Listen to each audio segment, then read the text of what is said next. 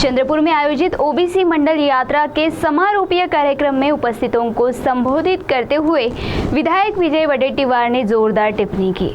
इस संदर्भ में उन्होंने और क्या कहा, देखते हैं इस खबर में। धर्म और भावना के राजकारण में बहुजन ओबीसी समाज को फंसाकर उनका अहम सवाल दबाने का षड्यंत्र शुरू है। युवाओं के हाथ में रोजगार नहीं, विद्यार्थियों को शिक्षा के अवसर नहीं मिलते, किसान आर्थिक संकट में पड़ा है और ओबीसी के आरक्षण के साथ ही संवैधानिक अधिकारों पर निरंतर प्रश्न चिन्ह निर्माण किए जा रहे हैं।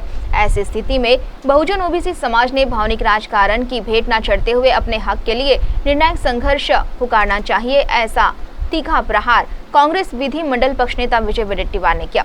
चंद्रपुर में आयोजित ओबीसी मंडल यात्रा के समारोपीय कार्यक्रम में वे बोल रहे थे। भंडारा से शुरू हुई इस यात्रा के दौरान ओबीसी समाज के विविध प्रश्नों पर व्यापक जन जागृति की गई। मंडल आयोग के माध्यम से ओबीसी समाज को मिले आरक्षण के अधिकार का संरक्षण, जात न्याय, जनगणना, शिक्षा का अवसर, रोजगार का प्रतिनिधित्व, स्थानीय स्वराज्य संस्था का राजकीय आरक्षण, साथ ही ओबीसी समाज के सामाजिक और आर्थिक विकास के प्रश्नों पर यात्रा दौरान विशेष जोर दिया गया।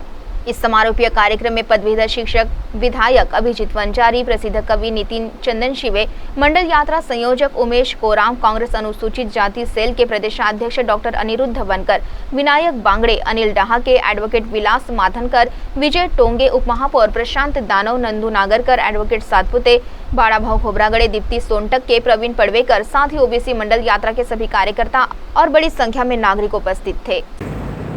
महाराष्ट्र असो देखील केंद्र सरकार यांनी आमच्या भावनेशी बेईमानी केली, आमची भावनेशी खेळ केला, आमच्या हक्काशी बेईमानी केली आणि भावनेशी खेळ केला। जात न्याय जनगणना करून खुद्द पंतप्रधानांनी आश्वासन दिलं। पहिल्या टप्प्याची जनगणना झाली, त्यामध्ये कुठेच स्वतंत्र उल्लेख नाही। आता दुसऱ्या टप्प्याची जनगणना झाली, त्यावेळी JR निघाला, आता राजपत्रक घोषित झाला, प्रसिद्ध झाला 3 तारखेला।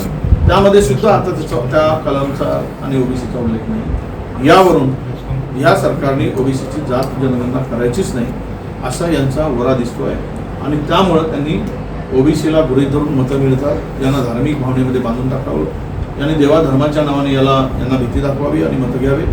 हा धंदा आता जोरात चालल्यामुळे आमच्या हक्काचं आता रक्षण होत नाही किंवा हक्काचं मिळत नाही। यासाठी ही मंडल यात्रा होती, आज समारोप होत आहे। हा पहिला टप्पा आमचा संपला आहे। आता दुसऱ्या टप्प्यामध्ये जर आम्ही राज्यव्यापी आणि देशव्यापी या आंदोलनाची सुरुवात करत आहोत।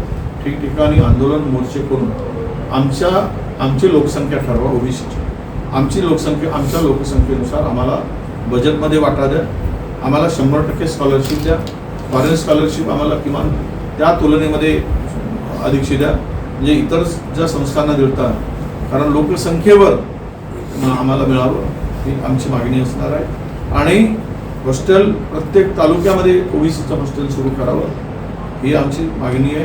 ही सगळी मागण्या घेऊन त्याबरोबर पहिली मागणी आमची जी असेल, आम्ही आंदोलन असेल ते पुढच्या टप्प्यामध्ये लवकरच आमची 16, 17, 18 तारखेला बैठक आहे, अमरावती विभागाची बैठक आहे, इकडची बैठक आहे, आम्ही विदर्भात मराठवाड्यात पुन्हा बैठक घेतो। पण आता यासाठी आम्हाला लढावंच लागेल।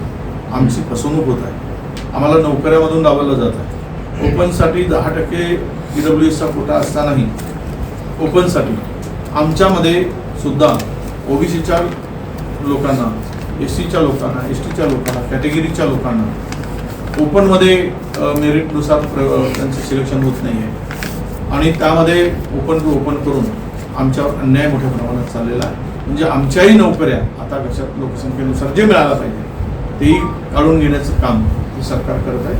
अत्यंत दुर्दैवाचं आहे की राज्यामध्ये, या राज्यामध्ये आणि देशामध्ये बहुजनांना उद्ध्वस्त करण्याचं काम आणि पाप हे सरकार करत आहे। CTV के लिए प्रतिनिधि वैभव रुयारकर की रिपोर्ट।